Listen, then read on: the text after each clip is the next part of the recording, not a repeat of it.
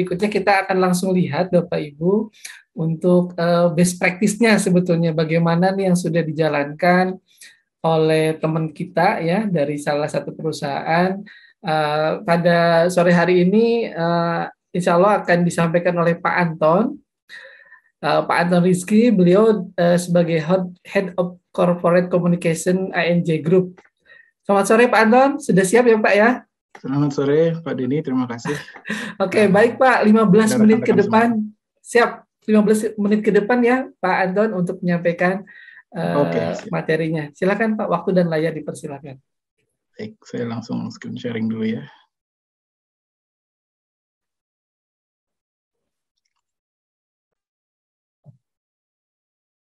Oke.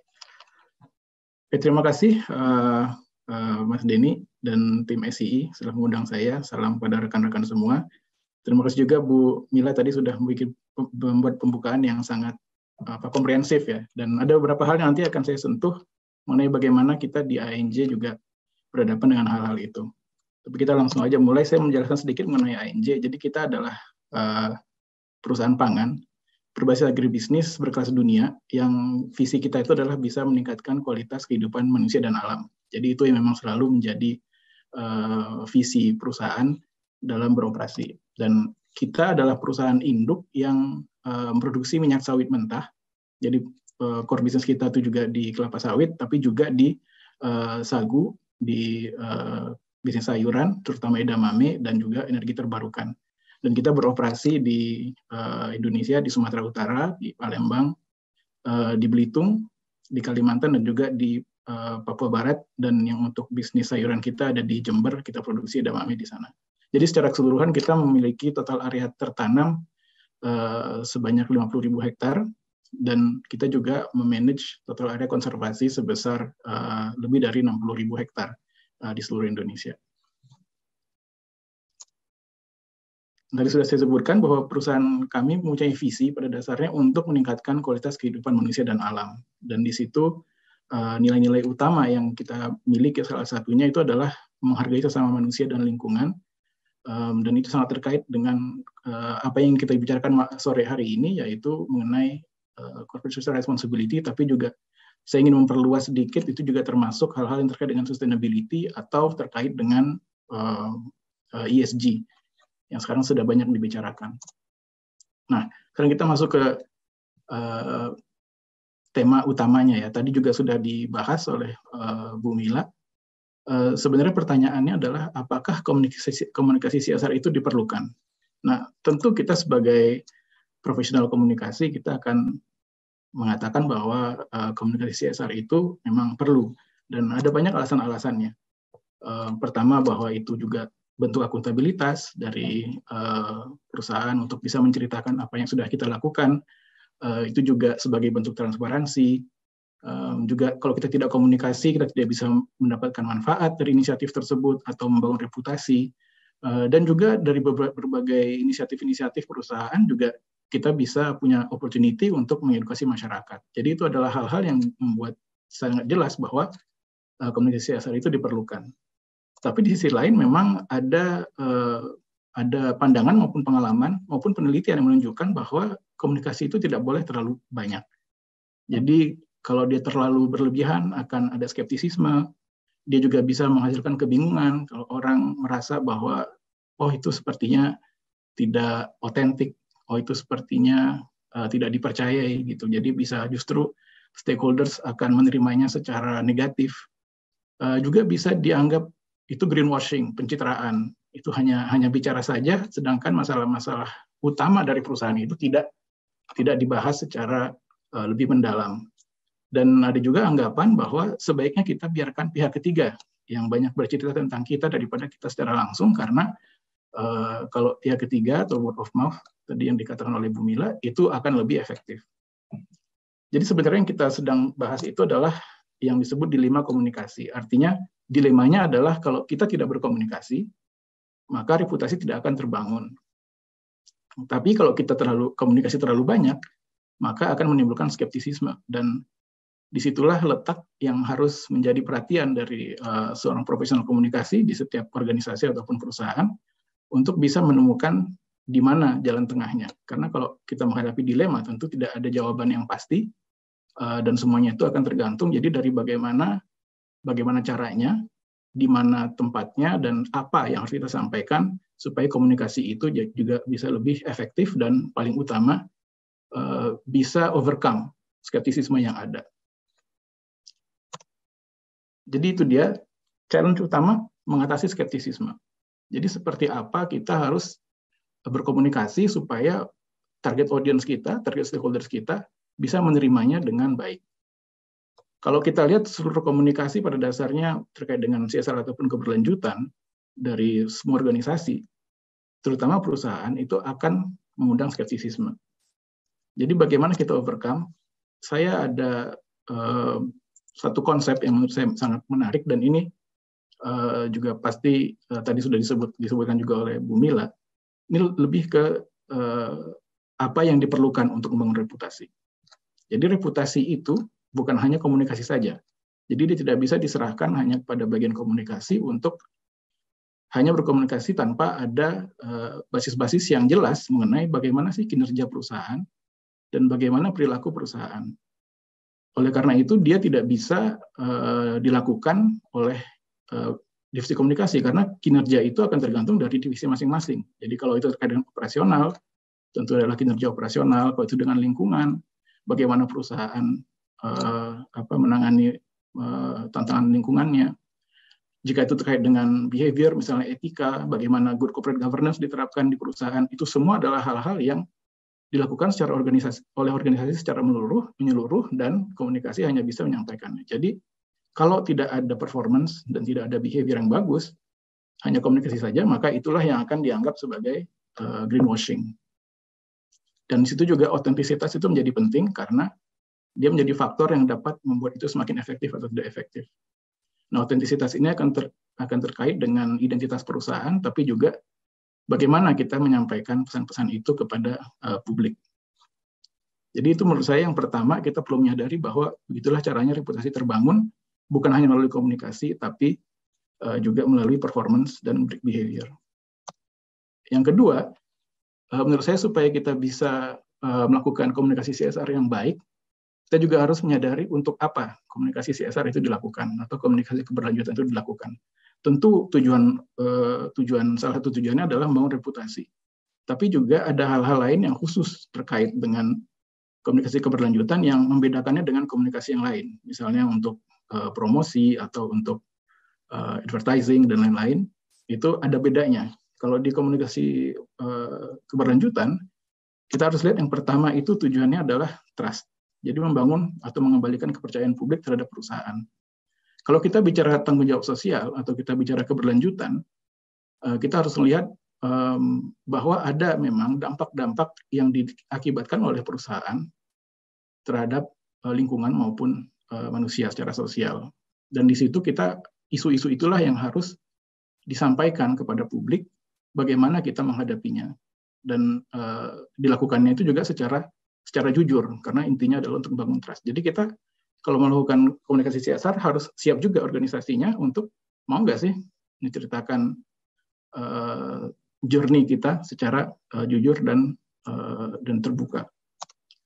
Yang kedua, kita juga harus menyadari bahwa komunikasi CSR itu dilakukan untuk membuka akses. Jadi sekarang ini kan kita harus transparan. Jadi keterbukaan dan transparansi ini menjadi bagian penting, elemen penting dari kita melakukan komunikasi keberlanjutan. Kita ingin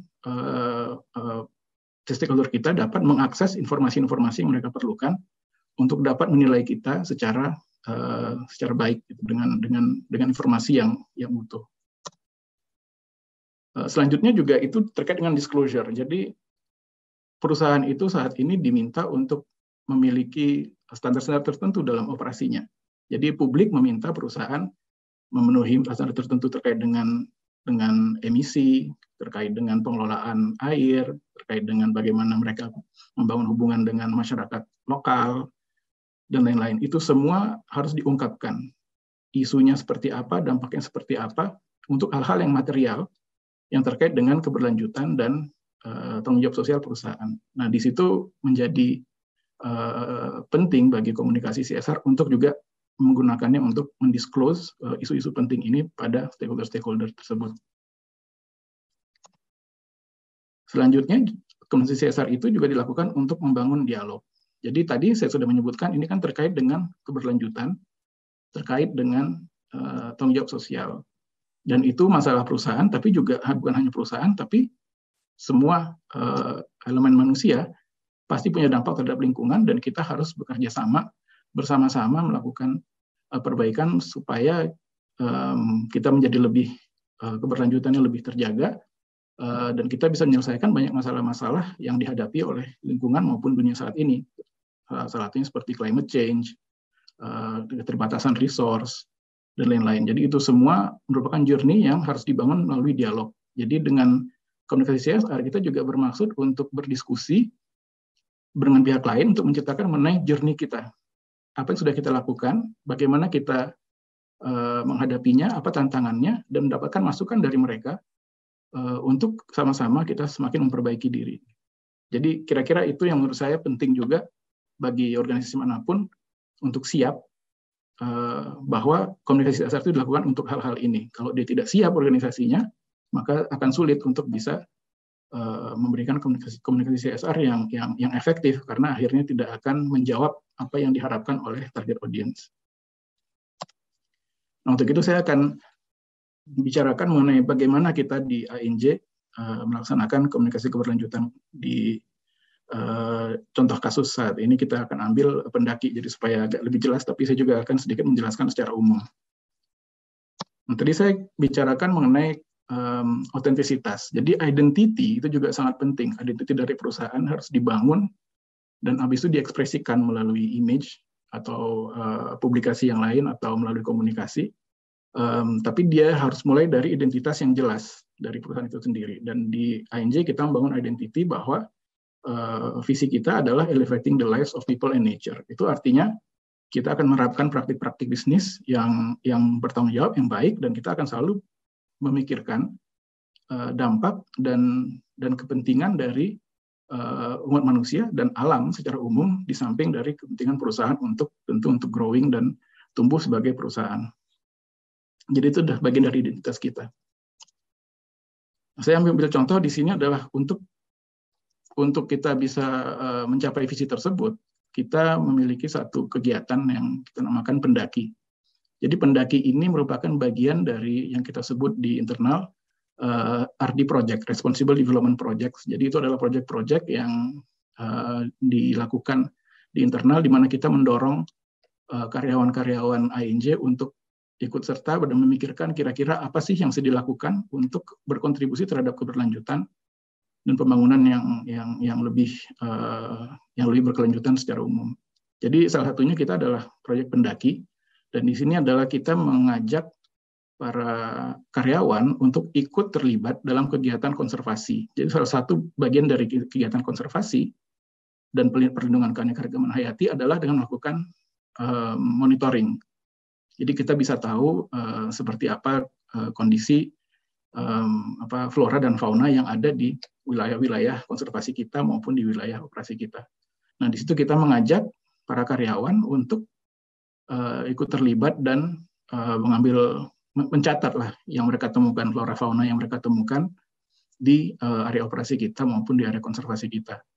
Nah, jadi di situ para pendaki atau para citizen scientist-nya itu mereka juga bisa lebih memahami mengenai pentingnya keanekaragaman hayati, tapi juga membantu perusahaan dalam melaksanakan biodiversity monitoring itu. Nah, pendaki ini kita tentu akan komunikasikan. Jadi tadi ada banyak channel-channel yang bisa digunakan, dan tentu kita harus memilih channel yang cocok untuk pesan-pesan tertentu dan untuk target-target tertentu. Di sini kita bisa lihat ada yang milik kita sendiri seperti website atau sosial media ataupun laporan yang kita keluarkan sendiri, tapi juga ada hal-hal yang terkait dengan media atau events-events yang itu juga dilakukan dengan pihak-pihak lain. Contoh yang pertama adalah bagaimana kita bisa menggunakan website. Jadi tadi sudah diceritakan bahwa website itu bisa menjadi salah satu channel yang paling terjangkau, paling murah bagi perusahaan. Tapi sayangnya banyak website yang mungkin belum cukup efektif dalam menyampaikan komunikasi CSR-nya. Nah, di sini kita di INJ kita memiliki satu tab khusus mengenai sustainability, di mana di situ kita membahas semua isu-isu penting terkait keberlanjutan yang menjadi isu dalam industri kami, dan di situ kita akan menjawab atau menceritakan dalam narasi journey kita untuk menjawab semua tantangan-tantangan itu.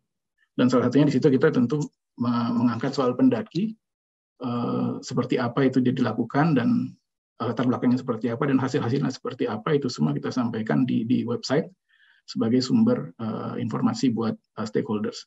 Website ini juga sangat menarik dan sangat efektif menurut saya, karena target yang akan mengakses adalah orang-orang yang memang mencari tahu. Jadi misalnya kita ada lowongan pekerjaan, pasti orang akan ngecek website. Kita ada membangun partnership dengan pihak lain, mereka pasti akan melihat website. Jadi di situ website itu akan dikunjungi dan akan dilihat oleh pihak-pihak yang memang punya kepentingan. Jadi dengan kita bisa memanfaatkan itu semaksimal mungkin untuk menyampaikan seperti apa sih kinerja kita dalam hal keberlanjutan, itu juga akan semakin bisa meningkatkan reputasi kita. Kita juga membuat sebuah website mengenai pendaki secara khusus. Di sini saya undang rekan-rekan untuk mengunjunginya. Jadi itu adalah pendaki@injgroup.co.id, di mana di situ kita bisa melihat hasil gambar-gambar yang diambil oleh para citizen scientist kita di salah satu operasi kita di Belitung. Selanjutnya tadi juga sudah diangkat, sustainability report adalah salah satu medium komunikasi yang sangat bermanfaat untuk dalam hal komunikasi CSR. Jadi di situ kalau kita mengikuti pelaporan sustainability report, ada standar-standar yang harus dipenuhi. Jadi di dalamnya itu juga bisa menjadi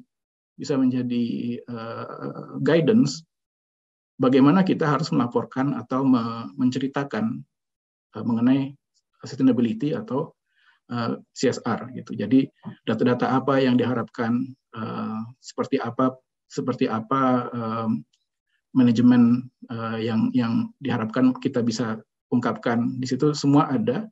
Jadi kalau kita menggunakan itu, kita bisa menceritakannya dengan cukup baik dan bisa avoid skeptisisme, karena bukan hanya cerita-cerita terlalu indah, tapi semuanya bisa diceritakan secara balance dan juga secara akurat. Nah, di sini kita juga menyebutkan mengenai konservasi, karena itu merupakan salah satu hal penting yang kita angkat, merupakan isu material dalam laporan keberlanjutan kita. Dan itu kita juga menceritakan mengenai pendaki. Selanjutnya kita juga bisa menggunakan social media.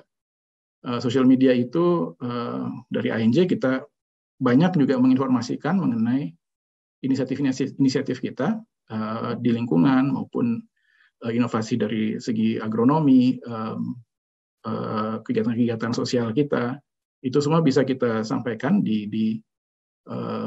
media sosial, dan tentu dengan konten-konten yang fokus utamanya adalah itu tadi, menciptakan trust, bisa menjadi tempat untuk mengungkapkan apa yang sudah kita lakukan, dan juga mengajak pihak-pihak lain untuk berdialog. Di IG, di sini salah satunya adalah dalam Instagram, kita juga melakukan banyak diskusi-diskusi IG Live, di mana kita bisa berdialog langsung dengan pihak-pihak yang jadi followers kita di Instagram untuk membahas isu-isu yang saat itu sedang kita bahas. Nah, salah satunya di sini kita lihat pendaki, kita bikin posting-posting mengenai cerita itu, dan baik dalam bentuk post ataupun dalam bentuk video atau gambar. Nah, kalau sosial media itu juga salah satu yang menjadi hal yang harus diperhatikan adalah kecenderungan dari sosial media adalah kita harus membicarakan suatu cerita secara lebih positif. Jadi itu kita bisa manfaatkan kalau kita menggunakan sosial media, itu juga menceritakan solusi-solusi yang sudah kita capai atau achievement kita, dan itu bisa menimbulkan message-message yang positif bahwa persoalan-persoalan keberlanjutan itu juga ada solusinya. Pak Anton, mohon maaf untuk bisa dipercepat ya Pak. Siap. Oke. Tadi waktunya 10 menit ya? Ya, 3 menit lagi ya Pak. Waduh, 3 menit lagi. Oke. Oke. Selanjutnya adalah internal publication. Jadi ini dari internal menurut saya juga penting. Kita banyak menggunakan publikasi-publikasi internal untuk juga menginformasikan mengenai CSR kita ke internal kita. Karena tadi juga seperti itu sudah disebut oleh Bu Mila, mereka bisa menjadi duta bagi kita, tapi juga untuk menunjukkan bahwa perusahaan ini melaksanakan apa yang jadi visinya gitu. Jadi itu bisa disampaikan kepada pihak-pihak internal. Selanjutnya tentu external publication, kita bisa menggunakan publikasi eksternal yang ada. Di sini kita kerjasama dengan Kompas untuk berbagai publikasi. Lalu juga event dan seminar seperti yang ada sekarang kita lakukan. Itu juga menjadi medium komunikasi yang baik. Stakeholder engagement juga kita dalam kerjasama dengan pihak-pihak lain, kita juga bisa berkomunikasi dan menyampaikan apa yang sudah kita lakukan. Dan juga media coverage tentunya, baik yang earned maupun yang paid, itu kita bisa akses. Selanjutnya yang menurut saya penting untuk diangkat adalah itu tadi pengakuan dari pihak lain untuk memperkuat kredibilitas. Jadi kalau kita bicara mengenai keberlanjutan, kita juga harus melihat bagaimana sih penilaian dari pihak-pihak lain. Di situ kita bekerja sama juga dengan beberapa pihak yang memang melakukan penilaian atau ESG ratings mengenai bagaimana kita performance-nya itu dalam bidang ESG. Jadi ada Sustainalytics, CDP, dan Spot. Dan di situ kita bisa lihat, di sini mereka akan menilai. Jadi contohnya di sini Land Use and Biodiversity dari Sustainalytics, kita dinilai bahwa risiko industri itu medium, tapi karena risk management kita strong, maka kita risk ratingnya jadi low. Jadi hal seperti ini bisa kita gunakan dalam komunikasi kita juga, bahwa hasil dari penilaian orang lain sudah menunjukkan juga hal yang positif, dan itu menjadi mengangkat kredibilitas kita juga dalam berkomunikasi mengenai CSR. Di sini kita juga ada contohnya CDP, di mana kita jadi leadership kategori, dan itu merupakan yang tertinggi, kategori yang tertinggi dari perusahaan palm oil di dunia untuk kategori forest disclosure. Untuk Spot juga kita ini ada risk rating, ada disclosure ratings juga kita dikasih skor-skornya. Skor kita juga sekarang berada di nomor 4 untuk di Indonesia dan nomor 12 di palm oil sektor. Jadi kita lihat di sini mereka memberikan penilaian. Kita juga bisa memahami di mana ada room for improvement, dan kita lihat selama beberapa tahun terakhir kita selalu meningkat dengan memperhatikan apa yang sebenarnya diharapkan oleh stakeholders dalam komunikasi kita. Yang terakhir, tentu dari awards dan recognitions itu juga membantu untuk orang pihak ketiga menceritakan kita melalui word of mouth. Jadi salah satu yang membanggakan, kita menang Gold Proper. Jadi yang pertama buat perusahaan sawit, jadi 2 operasi kita mendapatkan Gold Proper Awards. Kita juga mendapatkan award-award lainnya dalam bidang keberlanjutan, yang tentu itu semakin memperkokoh kredibilitas kita dalam berkomunikasi mengenai CSR. Kesimpulan, jadi untuk menutup, jadi dari poin-poin yang ada itu adalah, pertama, komunikasi CSR itu adalah dilema. Pasti ada dilema dan ada skeptisisme. Jadi yang penting itu adalah kita bagaimana caranya membangun kepercayaan supaya tidak dianggap greenwashing. Yang penting adalah prinsipnya itu kita harus terbuka, berkomunikasi 2 arah dan dialog dengan pesan-pesan yang informatif, faktual. Fakta dan data itu penting, tapi juga dia itu harus relevan dan diceritakan dengan narasi yang menarik. Dan di mana kita bisa membahas secara mendalam, akuntabel, dan transparan. Satu poin lagi adalah mengenai komunikasi yang dimiliki oleh perusahaan itu sebenarnya masih efektif, karena dia bisa digunakan oleh pihak-pihak yang memang berkepentingan untuk melihat informasi langsung, tapi itu juga bisa digunakan sebagai sumber informasi untuk selanjutnya diinformasikan atau disebarkan oleh pihak lain mengenai apa yang sudah kita capai. Dan disitulah kita bisa melibatkan pihak lain untuk ikut menceritakan mengenai apa yang sudah kita lakukan. Jadi bagaimana komunikasi CSR yang efektif? Saya rasa poin yang pertama adalah kita harus lebih banyak melakukan dulu, memperbaiki performa dan kinerja sebelum kita mulai membicarakannya. Yang kedua, kita harus pikirkan dengan matang. Jadi jangan langsung cepat-cepat kita komunikasi CSR kalau memang kita belum siap untuk menyampaikan apa yang mau kita sampaikan, atau kita belum siap untuk membackup apa yang kita sampaikan dengan performance dan behavior yang sudah bagus. Yang ketiga, kita juga harus memastikan otentisitas dari pesan-pesan yang kita sampaikan. Jangan berlebihan, dan kita juga jangan berpromosi. Jadi itu bukan tempatnya kalau kita ingin promosi diri, itu jangan menggunakan CSR, tapi kita bicarakan kondisi seadanya secara berimbang dengan pesan-pesan yang rasional, dengan fakta dan angka. Juga penting untuk jaga relevansi. Jadi pemangku kepentingan punya ekspektasi tertentu terhadap kita, jadi target audience tertentu akan punya ekspektasi tertentu yang kita harus sesuaikan, dan itu harus kita pastikan dalam komunikasi kita bahwa ekspektasi mereka itu kita address dan kita jawab dengan baik. Dan yang terakhir, menurut saya poin yang penting adalah kita jangan lupa untuk komunikasi juga ke internal sebelum kita banyak berbicara ke eksternal. Ya. Saya kira sekian dulu dari saya, Mas. Denny, Pak. Ya, Denny, sorry. Siap, Pak Anton. Baik, luar biasa. Best practice. Nggak melebihi waktunya nih tadi. Oke, nggak apa-apa, Pak. Lebih 1 menit. Baik, terima kasih Pak Anton atas paparan presentasi bagaimana komunikasi CSR di ANJ yang sudah Bapak Ibu lihat, dan ternyata dengan strategi yang betul, strategi yang baik, bisa menghasilkan prestasi yang luar biasa begitu ya. Ada award juga yang tadi sudah disampaikan. Baik, Pak Anton, ini kami memberikan privilege untuk peserta, dan kebetulan dari tadi yang sudah raise hand itu yang pertama ada Bu Nur Komariah ya. Bu Nur Komariah, selamat sore. Apakah bisa mendengar suara kami? Bisa Pak Denny, terdengar dengan baik. Oke, boleh 1 pertanyaan saja ya, Bu Nur Komariah. Oke, saya ringkas deh jadi 1. Tadinya mau 2. Oke, baik, udah saya. Terima kasih kesempatannya Pak Denny. Langsung aja Pak Anton, penjelasan yang sangat menarik ya dari best practice yang tadi sudah disampaikan begitu. Ada banyak tantangan gitu ya, tapi saya melihat ANJ ini sudah having fun dengan komunikasi adalah seni, kira-kira begitu ya, dengan program pendaki tadi. Cuma yang saya highlight adalah ini kan sebuah inovasi ya, mengkomunikasikan CSR gitu dengan berbagai tantangan, ada culture, ada behavior, ada performance. Nah, ini bagaimana kemudian mengintegrasikan dan menghindari, misalnya dari salah satu tadi ada tantangan greenwashing nih. Nah, ini kan kita bicara soal identitas juga gitu loh, kalau terkait dengan misalnya branding perusahaan larinya, lalu juga ada pesan yang kemudian juga harus sampai ke publik, tidak sekedar advertising gitu ya, tapi juga membawa dampak misalnya secara sosial, secara lingkungan, sampai pada pemilihan isu gitu ya.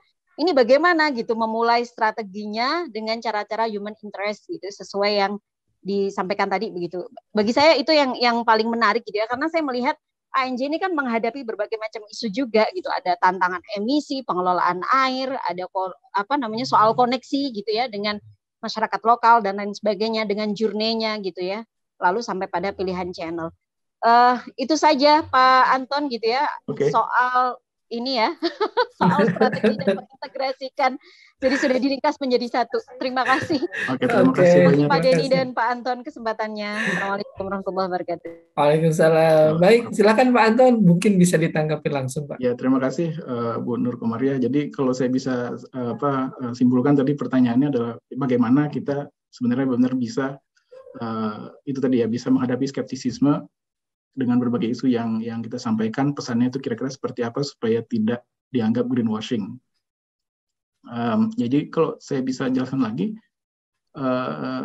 dari segi apa yang harus kita ceritakan, dari segi pesan, tentu kita harus menyampaikan beberapa poin yang menjadi perhatian dari stakeholders. Dan kalau saya lihat yang penting dan selalu jadi ekspektasi dari stakeholders itu adalah, pertama, kita menunjukkan bahwa kita mengidentifikasi dan kita mengetahui betul sebenarnya apa persoalan yang sedang dihadapi, apa persoalan keberlanjutan yang sedang dihadapi.